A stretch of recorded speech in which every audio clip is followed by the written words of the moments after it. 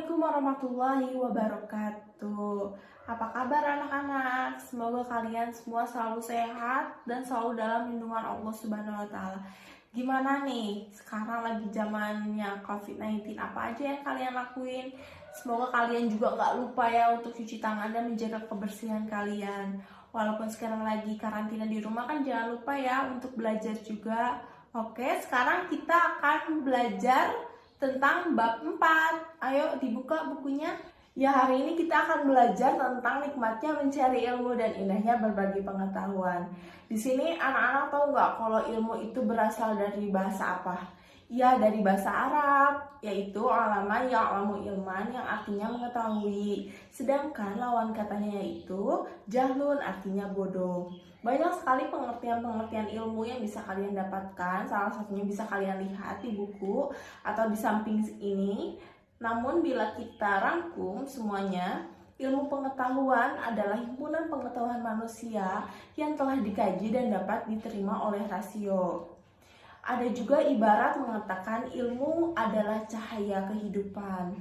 Kenapa? Ilmu ibarat cahaya yang menyinari dalam kegelapan yang menunjukkan arah menuju jalan yang ditempuh.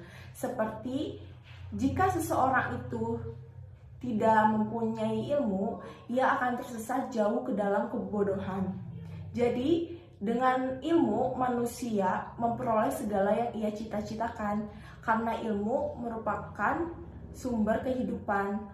Jika kita ingin mendapatkan hidup yang makmur, hidup yang layak di dunia, sehendaknya manusia itu memiliki ilmu pengetahuan yang ia kuasai, salah satunya. Sekarang ke kewajiban menuntut ilmu. Di sini anak-anak tahu nggak hukumnya kewajiban menuntut ilmu bagi umat Islam itu apa? Ya, hukumnya itu wajib. Wajib menuntut ilmu bagi umat Islam, baik itu perempuan maupun laki-laki. Di sini bisa kita lihat ya, agama Islam itu tidak membeda-bedakan hak dan kewajibannya menurut jenis kelaminnya. Jadi semua umat muslim itu wajib menuntut ilmu. Dan wahyu Allah Subhanahu wa taala yang pertama kali diberikan kepada Nabi Shallallahu alaihi wasallam yaitu surat Al-Alaq ayat 1 sampai 5. Bisa kalian lihat itu terjemahan surat Al-Alaq ayat 1 sampai 5. Di situ Allah memerintahkan kita untuk belajar atau membaca. Karena dengan belajar atau membaca kita akan mendapatkan suatu ilmu pengetahuan yang baru yang sebelumnya kita tidak tahu. Terus juga untuk menuntut ilmu itu tidak ada batasan ya.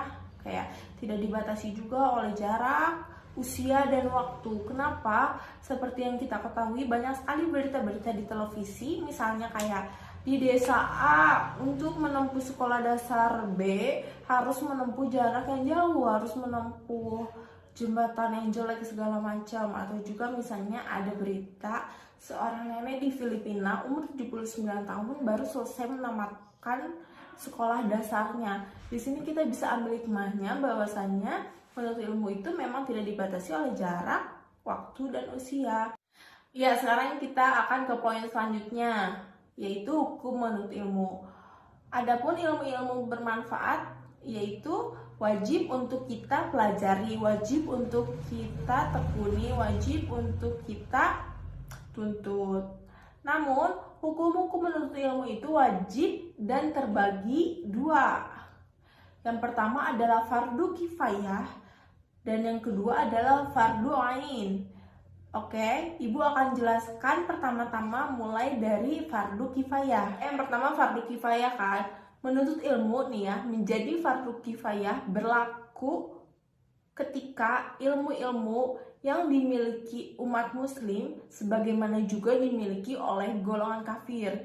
Jadi ilmu ini tidak hanya dimiliki dan dipelajari oleh umat muslim tetapi dipelajari juga oleh golongan kafir. Contohnya ilmu kedokteran, perindustrian, ilmu falak, ilmu eksakta, ilmu geografi, dan segala macamnya.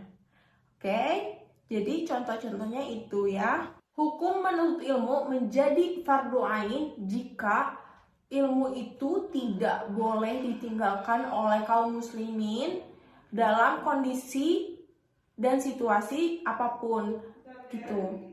Bila dilihat dari pengertian fardu ainnya sendiri kan, bila dikerjakan mendapatkan pahala, sedangkan bila ditinggalkan akan mendapatkan dosa.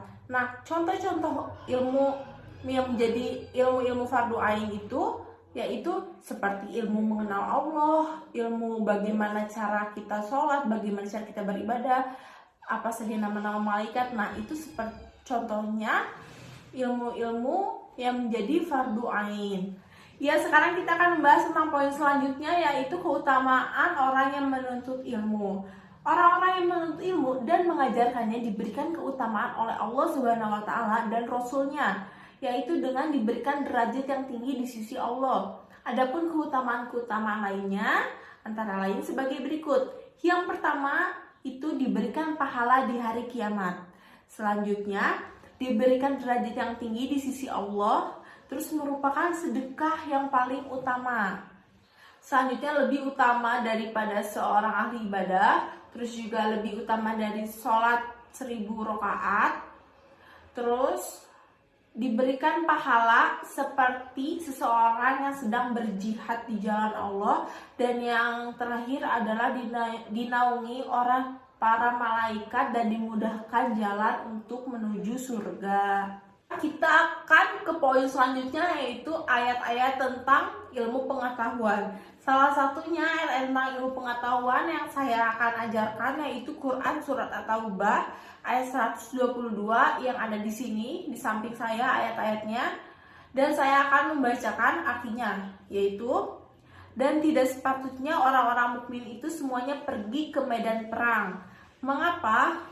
Sebagian dari setiap golongan di antara mereka tidak pergi untuk memperdalam pengetahuan agama mereka dan untuk memberi peringatan kepada kaumnya apabila mereka telah kembali agar mereka dapat menjaga dirinya.